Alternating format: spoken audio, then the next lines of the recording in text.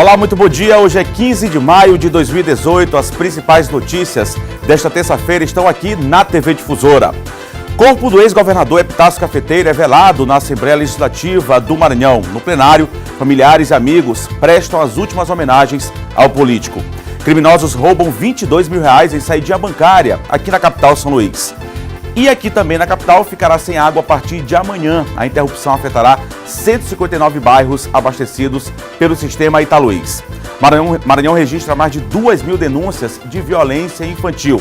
No esporte, Sampaio prepara a equipe para desafio contra o Vitória pela Copa do Nordeste. O Bom Dia Maranhão já está no ar.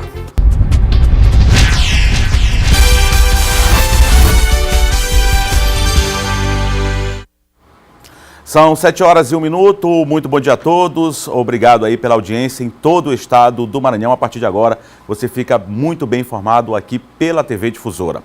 E olha, segundo dados do Disque 100, foram registrados no Maranhão, no ano passado, 2.604 denúncias de violência contra a criança e o adolescente. Um percentual de quase 30% em relação ao ano anterior, que registrou, no caso, 2.023 denúncias. A reportagem é de Ciro Mineiro e Rogel Nunes. No ano passado, o Maranhão registrou 2.604 denúncias de violência contra a criança e ao adolescente. O número é quase 30% maior que o contabilizado no ano de 2016. Os crimes foram vários: casos de violência psicológica, violência sexual e física, tortura, negligência, até situações de maus-tratos, tentativas de homicídios e homicídios. As estatísticas são preocupantes, mas ainda assim não representam a realidade.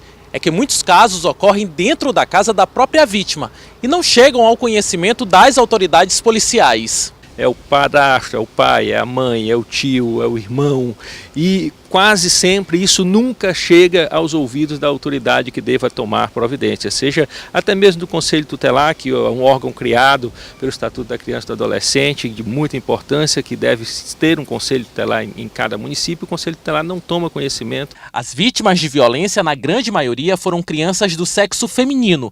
No Maranhão, quase 1.000 registros envolviam menores entre 8 e 11 anos. Para combater esse tipo de crime, é fundamental denunciar e prestar o maior número possível de informações referentes às vítimas. Traga a maior quantidade de informações possíveis, né?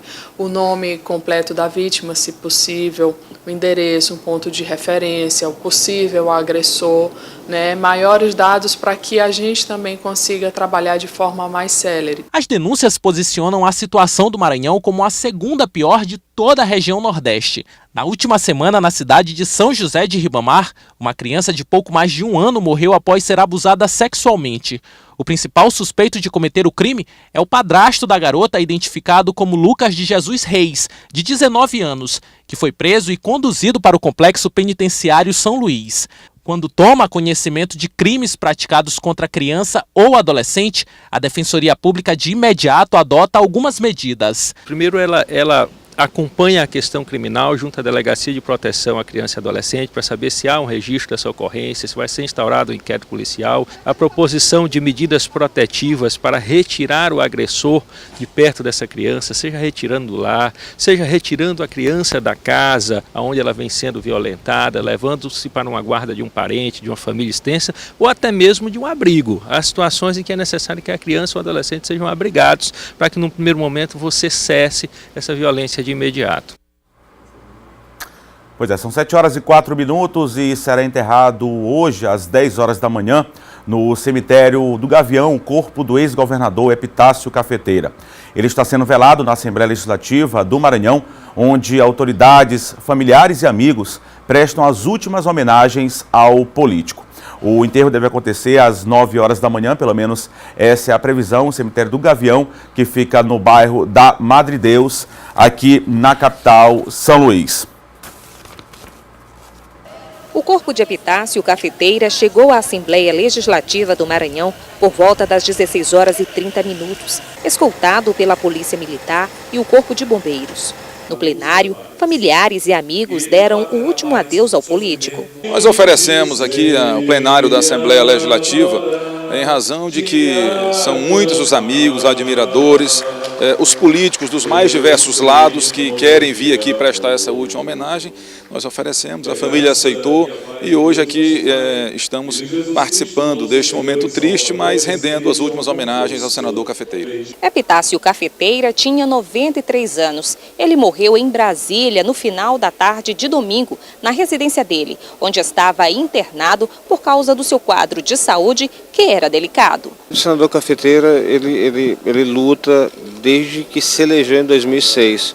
Antes de tomar posse, ele já teve um AVC leve, mas aí depois disso veio uma infecção de próstata e pela idade mesmo a questão de saúde dele era delicada. Nascido em João Pessoa, na Paraíba, a carreira do político no Maranhão começou em 1962, quando foi eleito suplente de deputado federal. Em 1965, foi prefeito de São Luís. 3 anos depois do término do mandato, foi pela primeira vez deputado federal e reeleito por mais 2 anos no cargo. Em 86, Cafeteira foi eleito governador do Maranhão, com mais de 80% dos votos válidos, mas renunciou ao cargo e concorreu para o Senado Federal, onde exerceu o cargo de senador por 2 mandatos. E sua grande preocupação era dar autonomia a São Luís, que era a única capital do Brasil que não elegia o seu prefeito. O seu prefeito era nomeado. Ele apresentou a emenda constitucional, essa emenda foi aprovada e a primeira eleição foi em 1965. E ele ganhou a eleição assim de uma maneira brilhante. Foi um político levando-se em conta a sua inteligência, a sua maneira de tratar as pessoas e tratar também as suas obrigações para com o povo, como governador, que foi, como prefeito constituinte. E ele foi que transformou São Luís em cidade, porque São Luís não tinha prefeito eleito pelo povo. E ele foi o primeiro prefeito eleito pelo povo. Pois é, só confirmando, o sepultamento do ex-governador acontece nesta terça-feira às 10 horas da manhã, pelo menos essa é a previsão, no cemitério do Gavião, no bairro da Madre Deus, aqui na capital São Luís. E 3 criminosos foram presos no início da noite de ontem, após terem roubado R$22 mil em uma saidinha bancária no centro da capital. O celular da vítima também foi levado. Foi através deste celular que a polícia conseguiu capturar os 3 acusados. O telefone com rastreador mostrou a localização dos criminosos. Conseguimos localizá-los lá na Aurora. A princípio, algumas viaturas disseram que estavam no anil, né? Fizemos o cerco lá no anil, mas aí depois um novo rastreamento foi verificado que eles estavam na Aurora. Era por volta das 16 horas. A vítima saía desta agência bancária no centro de São Luís quando foi surpreendida por um dos assaltantes que estava armado. Ele anunciou o assalto e em seguida fugiu com o comparsa. Eu fui chegando no banco, na porta do banco, eu tive a impressão de que ele já estava me esperando na porta do banco. Aí ele me abordou, só mostrou a arma assim, perto da bolsa dele e falou, e eu não cheguei a entender o que ele me disse. Aí eu olhei para a arma e entreguei minha bolsa.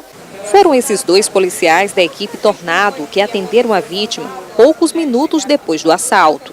Entramos em contato com os CIOPs e de pronto o 9º Batalhão e os demais começaram a fazer perseguição e a gente mandando a localidade o tempo todo. Neste momento que eles lograram êxito, acharam a localidade lá, conseguiram achar os elementos que estavam nessa casa e o dinheiro. Os policiais conseguiram prender Francisco Carlos Silva, Diego Luiz Santos e Marcos Aurélio Lopes, o dono da moto usada no assalto. Foi na casa dele que os 3 foram localizados. Com os assaltantes, foram encontrados R$ 22.825 e o celular da vítima, além de uma pistola .40. Nós trouxemos aqui para a delegacia para que sejam autuados em flagrantes, né? E aí nós vamos verificar também se esses 2 da moto são os mesmos que estão cometendo os assaltos lá na região do Anil, porque aquela é a região onde eles moram.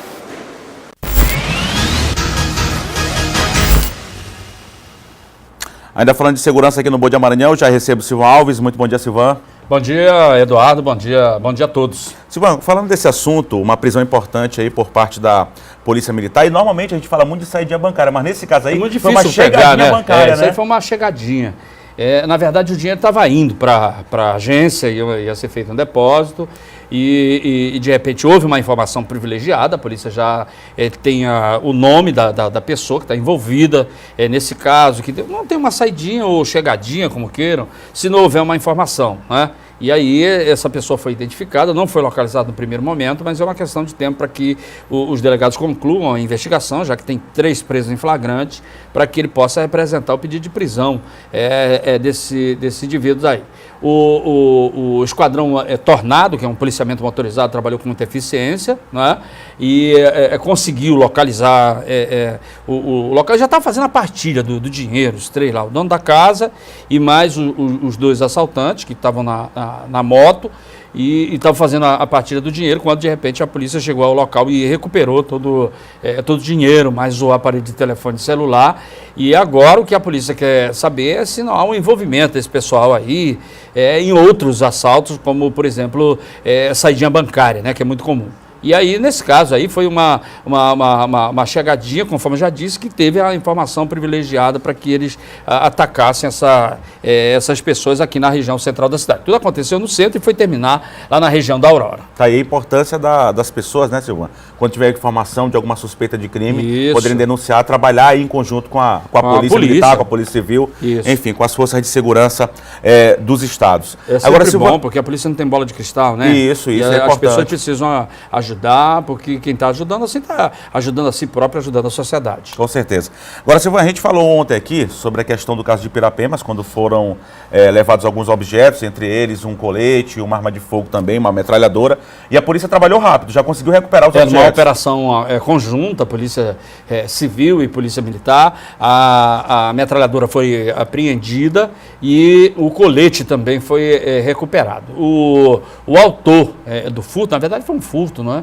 Ele é um adolescente, tem inúmeras passagens, bastante conhecido lá, lá em Pirapemas, e aí a polícia foi até a captura dele e conseguiu recuperar essa metralhadora. Claro que isso não impede o andamento do procedimento que foi aberto, né? O inquérito que foi instaurado. Já que aconteceu o crime, né? Isso, que aconteceu o crime. E as responsabilidades em torno, quer dizer, se deixar uma delegacia só durante o final de semana, alguém precisa ser responsabilizado por isso. Ainda mais com uma arma de fogo como uma metralhadora, e outros bens, né? Que possuem uma delegacia de polícia. Então, consequentemente, a corregedoria, o secretário de Segurança determinou a corregedoria para que seja aberto um procedimento, né, para que hajam explicações em torno dessa falha, negligência, enfim, o que houve, né, que a sindicância vai apurar. Agora, só para finalizar, Silvana, continua a investigação envolvendo a morte de uma criança lá no município de São José de Ribamar. O padrasto continua negando o crime, possibilidade também de envolvimento da mãe, né?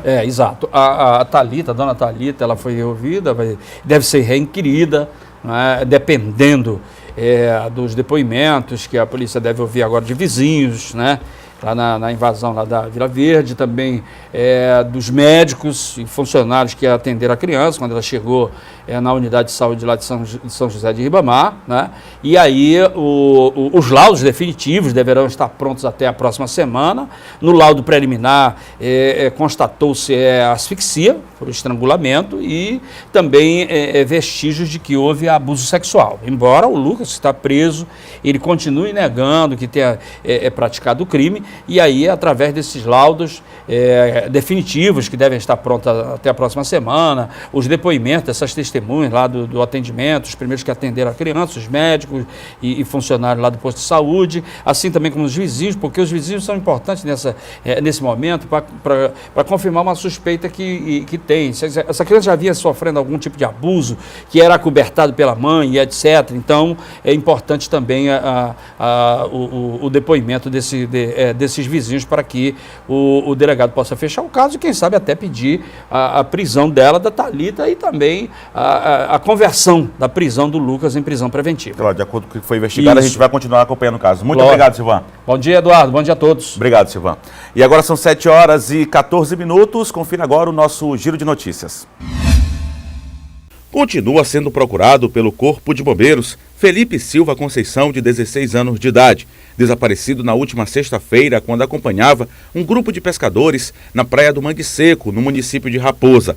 Ele estava com outras 5 pessoas pescando quando o grupo foi surpreendido pela maré. Durante as buscas aos pescadores, Lucas Barbosa, de 15 anos, e José Souza, de 45 anos, foram encontrados mortos. As outras 3 pessoas que pescavam foram socorridas com vida. Uma motorista que não teve a sua identidade revelada perdeu o controle do veículo e colidiu contra um poste de iluminação pública na madrugada desta terça-feira, na Avenida Jerônimo de Albuquerque, no bairro do Vinhais, em São Luís. A motorista perdeu o controle do carro após dormir ao volante, segundo as primeiras informações. Com o impacto, o poste partiu ao meio e acabou desligando a energia elétrica nos bairros próximos aonde ocorreu o acidente. Pois é, esse acidente aconteceu agora há pouco, já na madrugada de hoje. A vítima, no caso a condutora, ela teve ferimentos leves, felizmente aí menos grave, mas faltou energia naquela área ali do bairro do Vinhais e de outros bairros adjacentes. Vamos agora à Imperatriz com Luiz Carlos Lima. Muito bom dia, Luiz.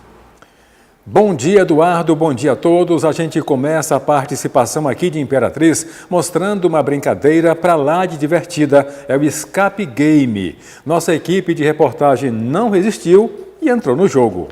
A história é fictícia. Foi criada por esse grupo de amigos para um jogo, o Escape Game. Uma experiência que já está sendo utilizada até por empresas como treinamento para funcionários. Bem, o Escape Game ele é um jogo que surgiu há mais de 10 anos, né? Ele surgiu no Japão, depois ele foi para a Europa. Inicialmente era um jogo de computador, você tinha um desafio no computador, tinha uma sala lá no computador que você tinha que conseguir fugir daquela sala.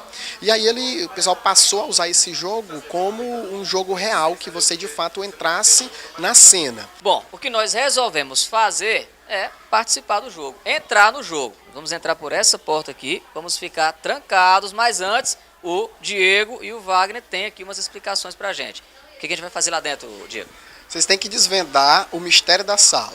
No início da brincadeira, apenas eu e o auxiliar técnico Frank Ferreira começamos a procurar, não sabíamos o que exatamente. A nossa missão era acompanhada pelo grupo, que quando viu o sufoco começou até a dar umas dicas. Mas não adiantou nada não. Porque a gente coloca uma equipe de uma empresa num jogo e os comportamentos aparecem. E aí depois do jogo a gente processa esses treinamentos e a gente começa a fazer assim, a comparação com o mundo real, né? Poxa, no jogo você se comportou assim. E na vida real, como é que você se comporta? Olha, nesses tempos difíceis, um segmento tem se destacado aqui em Imperatriz. É a entrega de alimentos em domicílio, o chamado delivery. Os pedidos podem ser feitos inclusive pela internet. Se o cliente busca economia, os empreendedores estão no caminho certo. Para ter uma ideia, o setor de entregas cresceu mais que a inflação do último ano. Foram 12,5%. Muitos negócios têm conseguido faturar bem. O fato da pessoa estar em casa, não ter que sair, se deslocar. E a gente já tem acostumado com os deliveries noturnos na nossa cidade e agora está aumentando mais ainda, com várias opções. Refeições no horário do almoço saem bastante. Este delivery, por exemplo, atende em média 45 pedidos. Nesse segmento, a internet é companheira inseparável. Todos os pedidos feitos online. E realmente tem de tudo um pouco. Os lanches entregues no domicílio do cliente, como tapioca, tem dado certo. Um complemento de renda que ganha espaço no orçamento. A gente sabe que as pessoas na comunidade das suas casas, ela tem mais facilidade para fazer o pedido, para tudo. E a alimentação também é um dos ramos que mais cresce. Então a gente tentou acoplar no sentido de uma coisa para outra. E a disponibilidade que eu sempre tive de tarde, por trabalhar só meio período. E emplacamos nesse serviço de tapioca. São de 40 a 45 pedidos por dia.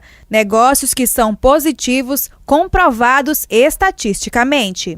Em 2017, de acordo com a Associação Brasileira de Bares e Restaurantes, em todo o país, o delivery online cresceu 71%, diminuindo drasticamente os efeitos da crise econômica no setor alimentício. O empreendimento do açaí começou tímido e hoje o delivery representa 40% das vendas todos os dias. Bolei todo o esquema de entrega, a consistência do açaí para chegar ao cliente, entendeu? E teve uma boa aceitação. Além disso, o Sebrae apontou que para este ano, uma forte tendência de mercado é o serviço de entrega de produtos. Por isso, vale a pena investir. Por hoje é só, Eduardo. A gente volta com você aí no estúdio.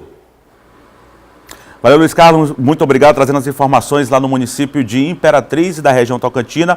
E no próximo bloco, aqui no Bom Dia Maranhão, 159 bairros aqui da capital São Luís ficarão sem água a partir de amanhã. No estúdio eu recebo o presidente da CAEMA para falar sobre esse e outros assuntos. Agora são 7 horas e 20 minutos, o Bom Dia Maranhão volta já.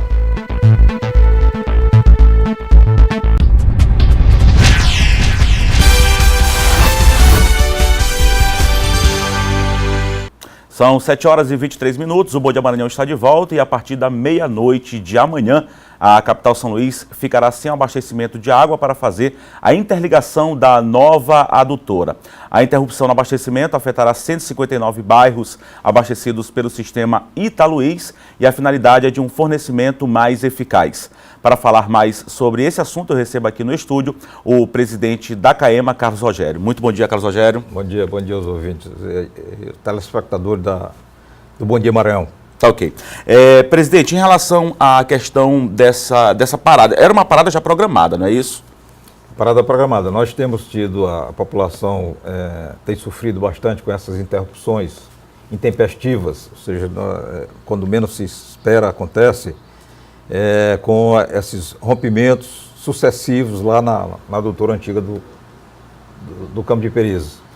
E agora nós vamos fazer a interligação do sistema para que, além de outras tarefas que nós vamos estar fazendo, exemplo da recuperação da subestação, uma série de ações programadas e paralelas, feitas de forma paralela, mas infelizmente isso culmina aí num tempo longo de 86 horas de interrupção. O fato é que a gente submete a cidade a uma situação dessa aqui de transtorno, mas depois esperamos que a própria população seja recompensada com a oferta de mais água e regularidade do abastecimento.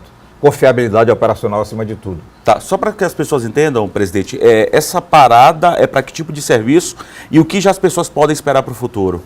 Nós vamos fazer uma subestação nossa que foi atingida por um princípio de incêndio, uma subestação que é exatamente a da captação. Nós vamos estar colocando todos os equipamentos novos, a empresa de São Paulo já está aí, os técnicos para fazer esse trabalho, um trabalho que o cronograma dele é de 48 horas. De forma paralela, vamos estar já a partir de 6 horas da manhã no Campo de Perizes fazendo o corte da adutora que está em funcionamento para que a gente possa estar colocando a peça de conexão entre as duas adutoras, e isso leva uma adutora de 1.400 milímetros, tem 3 soldas para serem feitas, essas soldas serão feitas de forma simultânea, tudo será feito no intuito de você ter proveito no tempo, né, e diminuir esse tempo o espaço. Nada será em série, é tudo em paralelo, ok? Então nós vamos estar fazendo isso, mas todas essas intervenções, elas culminam aí com um tempo final de 86 horas, haja vista só o concreto, a gente precisar de 24 horas para que se tenha a resistência mínima do concreto para se poder botar em operação. Agora isso não é só para corrigir falhas, é para melhorar também o abastecimento de água? Exatamente, nós estamos fazendo uma melhoria no sistema. Na verdade, essa melhoria já vem sendo feita desde o início do governo Flávio Dino. O Italuís ficou aí por muito tempo sem a devida atenção, sem a devida manutenção, e já foi feito lá, para você ter ideia, uma linha de transmissão de 7 km de 13.8, nova, disjuntores da 69, revisão de todos os transformadores, cerca de 11 transformadores grandes de 1,5 MVA, foram todos já recondicionados e colocados no sistema. Ou seja, nós estamos fazendo uma restauração do sistema, para e passo, para que nós tenhamos cada vez mais segurança operacional, confiabilidade operacional e, acima de tudo, benefício na torneira do consumidor. Está a parada prevista aí para quarta-feira e o retorno para sábado, presidente? Essa previsão está mantida? Está mantido. Nós desligaremos o sistema hoje à meia-noite, nós levaremos um tempo para esgotamento, isso é natural, das vezes, das paradas intempestivas que temos. Isso foi uma outra coisa que nós já conseguimos avançar.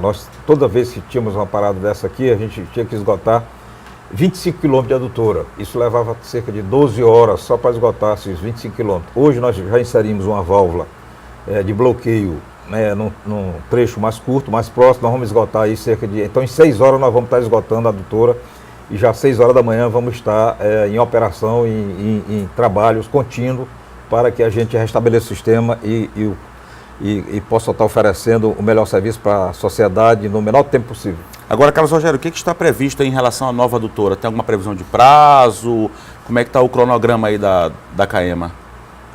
A nova doutora, após essa interligação, ela está apta, logicamente resguardada aqui o tempo de cura de resistência do bloco de ancoragem, que essas 24 horas para a gente voltar com o sistema ainda antigo.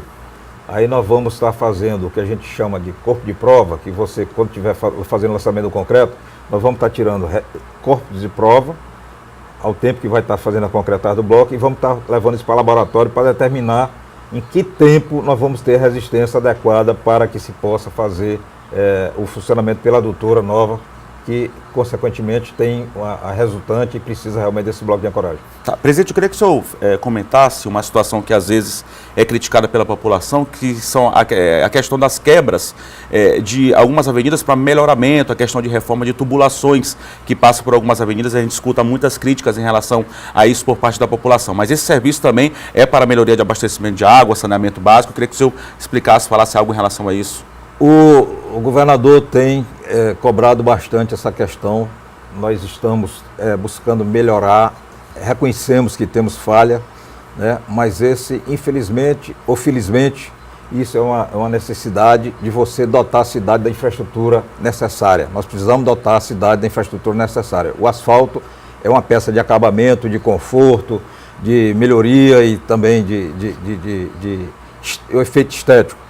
Mas nós precisamos ter lá embaixo do solo a rede de água, a rede de esgoto, a rede de drenagem, para que a gente possa ter realmente uma cidade com a infraestrutura adequada e, consequentemente, acabar esse problema. Agora, é nosso dever, a cada intervenção que fazemos para implantar isso, deixarmos o pavimento do modo que nós encontramos, né? Isso tem sido um trabalho que nós temos feito reiterado e buscando cada vez uma melhoria. Está melhorando, mas nós precisamos chegar a uma melhor qualidade. Isso tem irritado a população, é natural.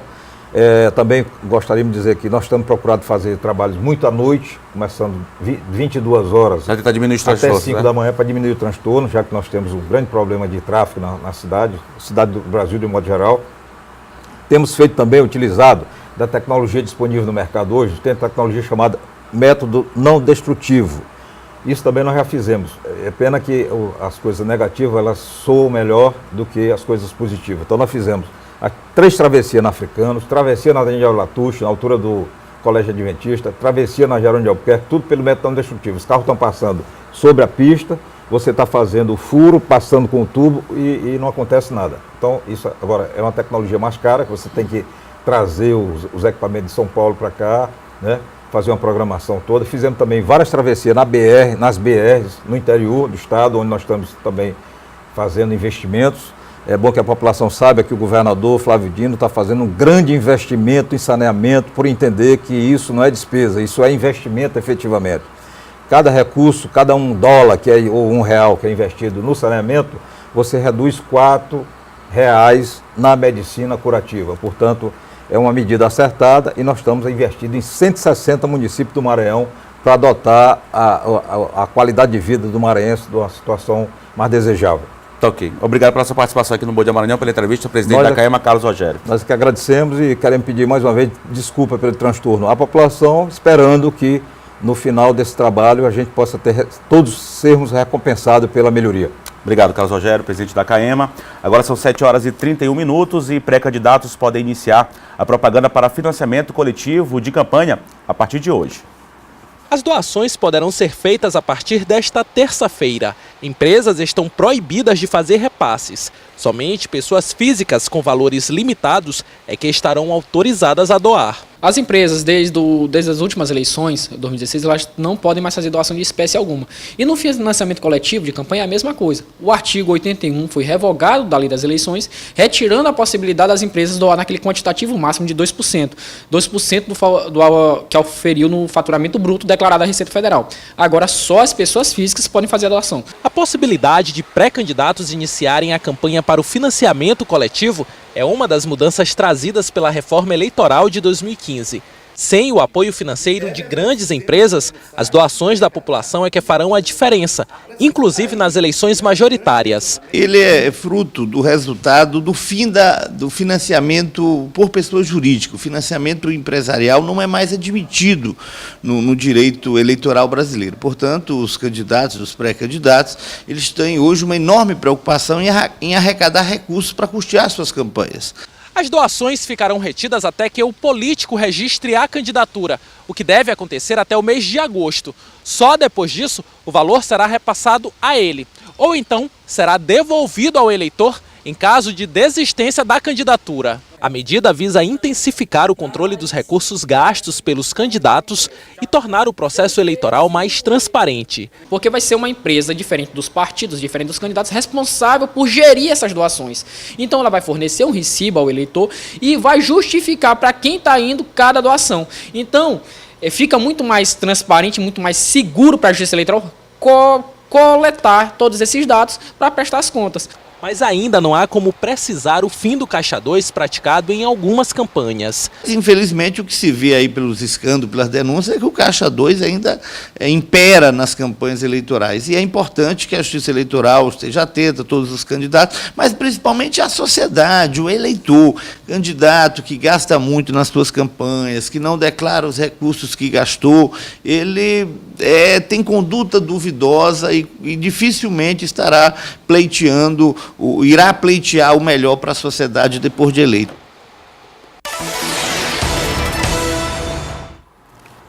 Pois é, a gente segue falando de política aqui no Bom Dia Maranhão, já está aqui ao meu lado o John Coutrinho. Muito bom dia, John. Bom dia, Eduardo, bom dia a todos. John, a gente começa falando sobre uma pesquisa da CNT-MDA, que o Bolsonaro, segundo essa pesquisa, parece ter alcançado o teto de intenção de votos e o Alckmin que não decola, né? É isso, Eduardo. Vamos lá, a pesquisa. A CNT, Confederação Nacional do Transporte, divulgou pesquisa ontem, junto com o Instituto MDA, e resumindo é o seguinte: o Lula continua liderando, o ex-presidente Lula continua liderando as pesquisas. Hoje ele tem 32% das intenções de voto e venceria contra todos os candidatos no segundo turno, ou seja, ele venceria todo mundo. Lidera no primeiro turno e venceria no segundo turno contra todos os candidatos. Tirando o Lula da eleição, provavelmente ele não será candidato devido à condenação dele, está enquadrado na lei da ficha limpa. Quem lidera o cenário é o deputado federal Jair Bolsonaro. Ele chega a oscilar entre 16% e 18% entre os cenários apresentados. Depois do Jair Bolsonaro, vem em seguida a ex-ministra Marina Silva, ex-senadora. Ela tem 11 pontos e logo atrás o Ciro Gomes, do PDT, que está com 9. Ou seja, Marina e Ciro Gomes estão empatados ali em terceiro lugar. O Ciro Gomes numa crescente muito grande, o Ciro Gomes, ele que herda os votos aí do Lula, tirando o Lula do cenário, ele e a Marina herda 4% cada um dos votos do Lula. Bom, nessa pesquisa a se destacar o seguinte: o Jair Bolsonaro parece que ele alcançou o teto dele, ou seja, ele não cresce. Ele fica entre 16% e 18%, não passa disso. No segundo turno, que é prejudicial para ele, porque no segundo turno ele perde para o Lula e empata com a Marina e empata com o Ciro Gomes. Ou seja, no segundo turno ele também tem esse teto. A grande decepção da pesquisa, Eduardo, é o ex-governador de São Paulo, o tucano Geraldo Alckmin. Ele também alcança apenas 5% das pesquisas. A rejeição dele cresceu, chega a 55%, e ele diminuiu as intenções de voto em relação à pesquisa passada. Ou seja, o Alckmin tem muita dificuldade por conta ali do PSDB em Minas Gerais, do Aécio, né? O Aécio envolvido em várias denúncias de corrupção. Isso afeta ele. Também do PSDB também, e os políticos do PSDB estão... A questão também do DEM, que não deve mais apoiar o PSDB. A imagem atrelada do Alckmin com o Temer, eles podem fazer aliança nacional. E ali também em São Paulo, que o PSDB está dividido entre o Dória e também o Márcio França. Ou seja, há uma fragilidade muito grande do PSDB e isso tem dificultado a candidatura do Alckmin. Pois é, John, e ainda falando sobre essa questão de pesquisa, uma pesquisa deve ser divulgada essa semana, uma pesquisa aí interna, para saber sobre essa possibilidade ainda da candidatura, pelo menos ele é pré-candidata ainda, da Rosiana Sarney, deve ser apresentada uma pesquisa ainda esta semana, né? É isso, o Grupo Sarney tem feito várias pesquisas internas, levantamentos internos, eles trabalham muito com a Escutec. O Grupo Sarney, eles devem apresentar, ter o resultado de uma pesquisa final que eles estão fazendo, monitorando nesse mês, pesquisa qualitativa e quantitativa, e a Rosiana volta dos Estados Unidos entre quarta-feira e quinta-feira, ou seja, essa semana. Essa semana a Rosiana volta dos Estados Unidos porque ela acompanha ali a mãe que passou por um procedimento cirúrgico ali, a dona Marli. Então ela volta e vai ter em mãos uma pesquisa em que deve ali mostrar o cenário real hoje das eleições do Maranhão. E isso aí deve influenciar na decisão final dela ser candidata ou não ao governo do Maranhão. É claro que ainda pesa vários fatores para a Rosiana ser ou não ser candidata, mas ela vai aguardar o resultado dessa pesquisa, ver realmente a questão da rejeição dela, as questões, digamos assim, da potencialidade de votos, se ela também alcançou o teto, se ela estagnou, aliás, nas pesquisas, e isso deve realmente confirmar se ela será candidata ou não. É claro que é uma pressão da família para que ela seja candidata, para impulsionar a candidatura do Sarney Filho.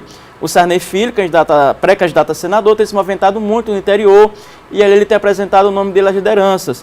Mas ele precisa de um nome forte na chapa majoritária ali, tendo a Rosiana Sarney, no sentido de atrelar o nome dele à Rosiana e aí fortalecer a candidatura dele. Então, essa pressão, no sentido de que o Grupo Sarney, ele não, digamos assim, acabe no Maranhão, porque seria a última chance, já que eles talvez não elejam Rosiana Sarney ao governo, na possibilidade de não elegê-la ao governo, pelo menos elegeriam o Sarney Filho no Senado, e aí restaria uma chance, né, de sobrevivência do Grupo Sarney. Caso contrário, Eduardo, não elegendo Rosiana e não elegendo Sarney Filho, praticamente o Grupo Sarney está sepultado no Maranhão, seria o fim do grupo, já que o senador José Sarney não concorrerá mais a cargo nenhum este ano, e até transferiu o título dele para o Maranhão, no sentido de investir todas as fichas na candidatura da Rosiana Sarney aqui neste ano. Tá, em relação a essa questão de pesquisa, além da intenção de votos, tem também a questão dessa oposição que é feita, da rejeição do candidato, que também pesa muito nessas pesquisas. Agora, levando para o outro lado, na questão da chapa majoritária do atual governador Flávio Dino, PT, PSB e DEM ainda sonham, ainda trabalham para compor a chapa majoritária, não é isso? No caso específico do PT, a articulação aí do Márcio Jardim, que é pré-candidato a senador, o PT sair numa chapa isolada. Como seria isso?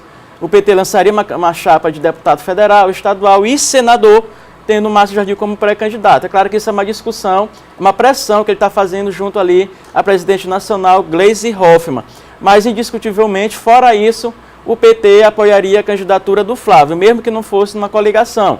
É isso que se discute. Mas, na minha avaliação, eu tenho plena convicção de que o PT estará, sim, Eduardo, apoiando a candidatura do Flávio, até pela ligação nacional entre PT e PCdoB, a questão das esquerdas, e o Flávio hoje ser uma liderança nacional das esquerdas, inclusive em defesa da Dilma, do Lula, e ele aí, dificilmente, PT não apoiaria o Flávio Dino aqui no Maranhão. Agora, John, só para finalizar, o senador Edson Lobão, que sofreu um acidente, e que deixou ele comprometido à saúde, a questão do fêmur, ele está totalmente recuperado, já voltou plenamente ao Senado, né? O senador Edson Lobão está totalmente recuperado, ele que passou, né, teve um acidente quando estava em um restaurante, ali almoçando, acabou tropeçando e fraturando ali o fêmur, mas a previsão é que ele passasse 2 meses ali se recuperando, mas ele já está em plena recuperação, já está bem, já está andando, ele que estava na cadeira de rodas se recuperando, mas hoje ele já está em plena recuperação e ali exercendo suas atividades no Senado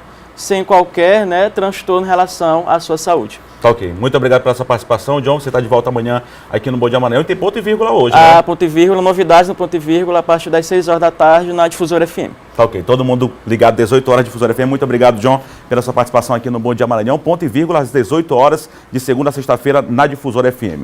São 7 horas e 41 minutos e no próximo bloco, Sampaio Basquete faz a final da LBF contra o Campinas e o bicampeonato pode ser conquistado em São Luís. 7h41, Bom Dia Maranhão, volta já.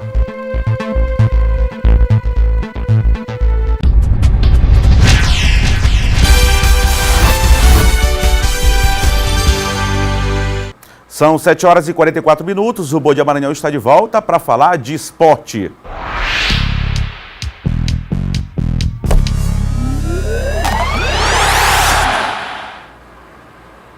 E a gente começa falando de Copa do Nordeste.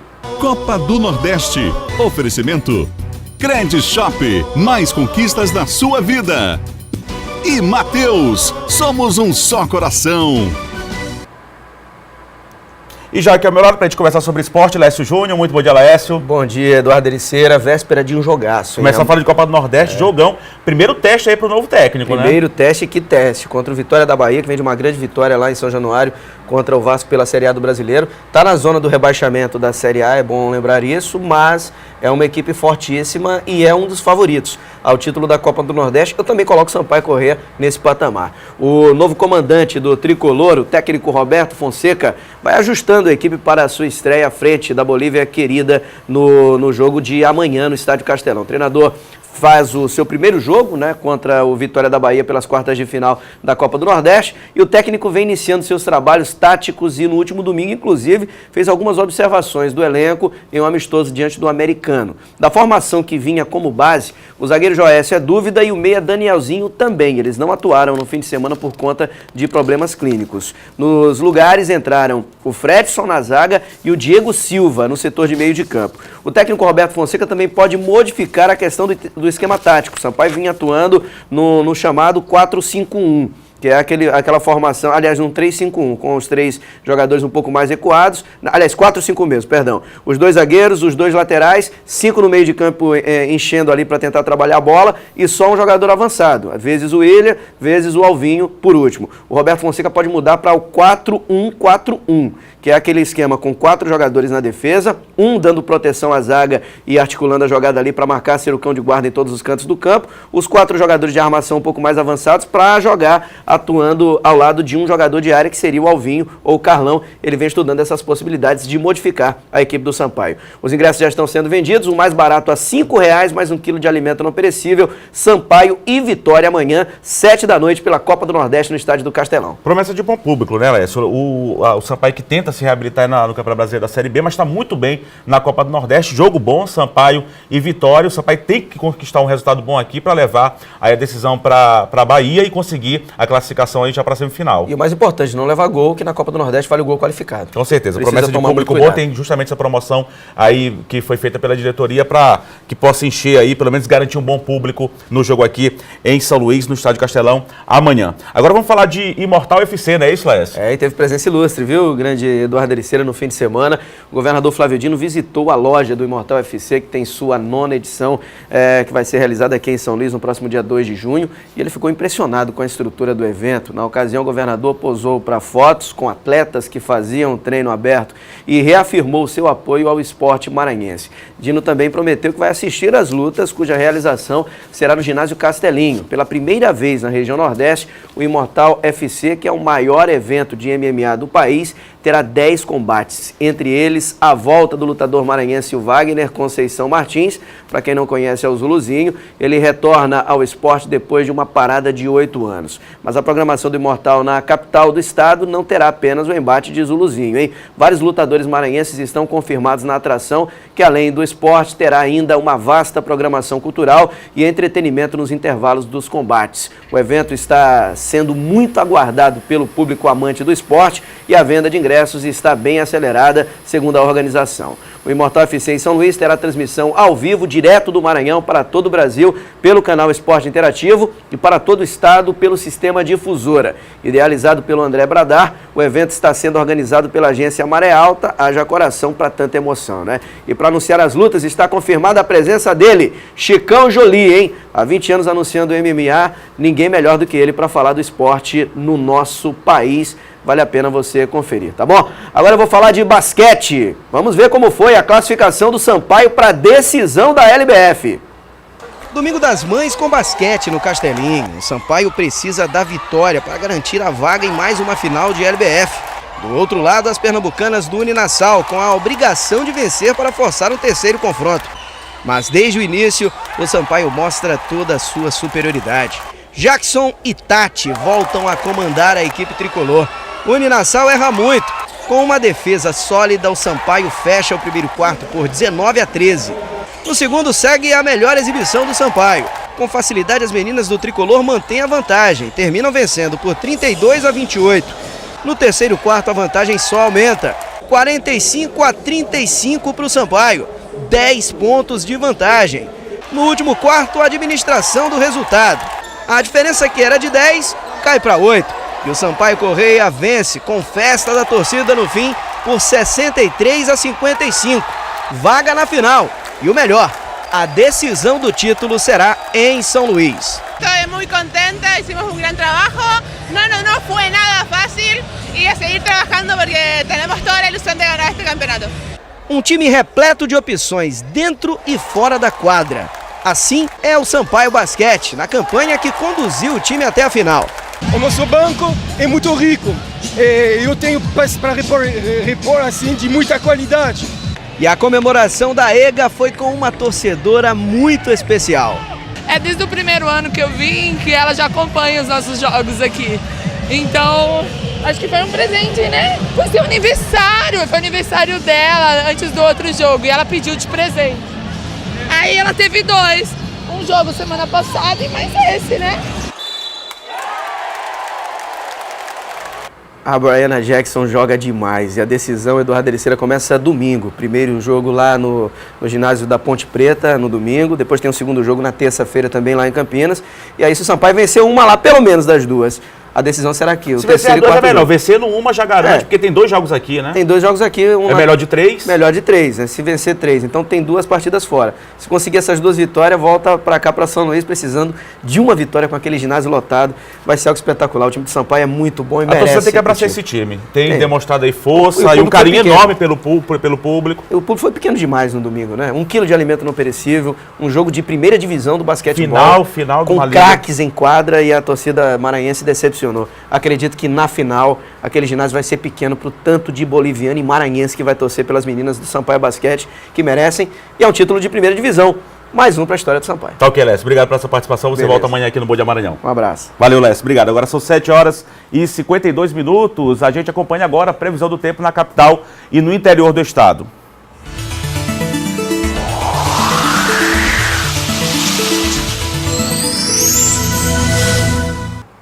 E aqui na capital São Luís, a mínima para esta terça-feira é de 24 e a máxima é de 31 graus. Em Vargem Grande, mínima de 25, máxima de 32 graus. E no município de Pinheiro, na Baixada Maranhense, a mínima é de 24 e a máxima é de 32 graus. Agora são 7h52. O Bom Dia Maranhão fica por aqui. A todos uma ótima terça-feira. Até amanhã.